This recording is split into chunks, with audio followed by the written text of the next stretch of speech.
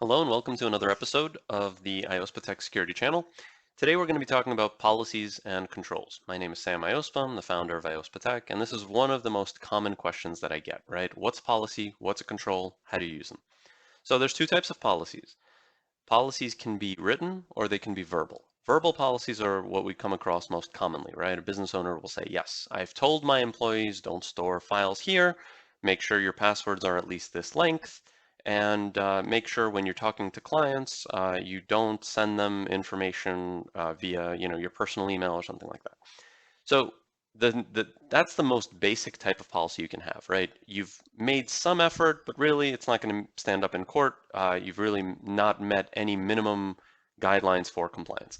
The minimum guideline for compliance is basically a written policy where you're actually telling your employees, hey, you can't do this, you can't do this, you can't do this, and you have some kind of standard for policies and procedures that your employees have to follow, and you've taken an effort to design those and you've taught them to your employees and you've presented them in a way where they have to actually sign something accepting that these are the policies.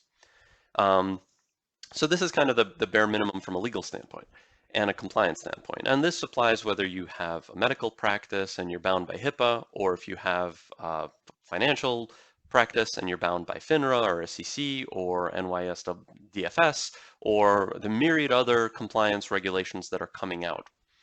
Now, there's another piece to this, and that is how are you actually enforcing that those policies are being followed? And this is where controls come in. So control is some kind of safeguard that actually prevents you from violating the policy. So as an example, we can have something that exists in your email that detects if you're sending a social security number. And as you're sending that social security number, it'll cut that email and say, sorry, we can't send this, right? So you can either give a warning to the user and allow them to bypass it. You can forward that email to a manager for approval or to bypass the security system, or you can have it automatically encrypted and a myriad other things that you can do with that email. The question is, what is it that you want to do with that particular information? The next thing is controls can be various, right? So you can have a control for controlling the flow of outbound information, or you can have something much more simple. And today we're going to talk about two examples of controls just to kind of broaden your ideas of what a control is and how it can be implemented. So without further ado, let's switch to our website here. And I'm going to show you our dashboard, right? So we have a member dashboard, which we went into the other day when I showed you the vulnerability of storing passwords in Chrome. So if we go in here and we hit sign up, we can actually register as a new user, right? So let's just say, our username is Sam, demo2, I don't at haveanemail.com, right? Just to bypass that. And then it doesn't actually matter what we choose for the username. It'll still let us, actually that's an example of a control as well, by the way, right? So this is saying that the username has to be at least 6 characters long. So how are we actually enforcing it? Well, we are actually enforcing it, making sure that your username is at least 6 characters long. And you can see it's red because it's 5 characters. And the moment we add another character, it's not. We can do the same thing with an email, with a password. So here we can say, for example, let's choose a super weak password like welcome, right? And you can see that it went from being red to being orange. So we've almost met the criteria. And now we put in 1, 2, 3, 4, and now you can see that it's becoming green, but it still has not met the complexity requirement here. So these are two different things. So this is more of a suggestion saying, what is the password strength, right? So think of that as more of like a policy, right? And this is actually saying, well, your password has to be 12 characters or more. So this is the control, right? So as soon as I put in that 5, even though we haven't made an actual secure password, we've actually met the requirement that we have as far as the control. Now, if I wanted to make this password secure, I can add a bunch of characters to it. And as you can see, this actually populates because now this password is actually reasonably secure, even though we've started it with a word like welcome.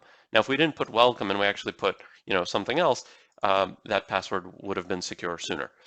Let me show you another example of a control. Here we're going to go to our member, not our member dashboard, but our admin panel.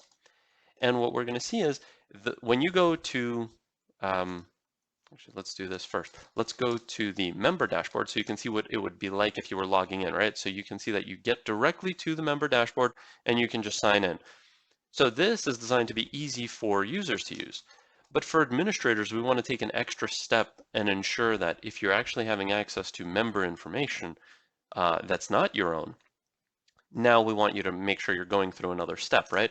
So what we do is we actually intercept the process with a product called Cloudflare Access, which is part of Cloudflare Teams. And we've integrated that with our identity and access management tool, which is OneLogin. And so now when you're logging in, you actually have to go past OneLogin and to enter into it. And so the obvious question becomes, well, what if you have a developer who needs temporary access, who needs to be able to log into something? Or what if you have, support logging in and they need to do something? Well, there is a temporary bypass that we can do. We can enter your specific email into here on the back end and whitelist it so that you'll be able to get a two-factor code. And so if you enter an email here at hi@imbob.com, it will tell you that you've succeeded and sent you a code, whether or not it actually has. And this is another example of a control, right?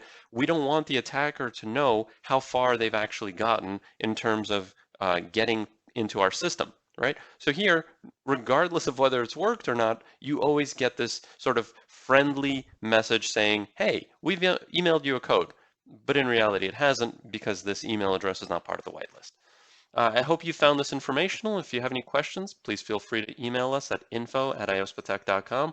We love questions and we love creating content that is actually engaging to our audience. Thank you.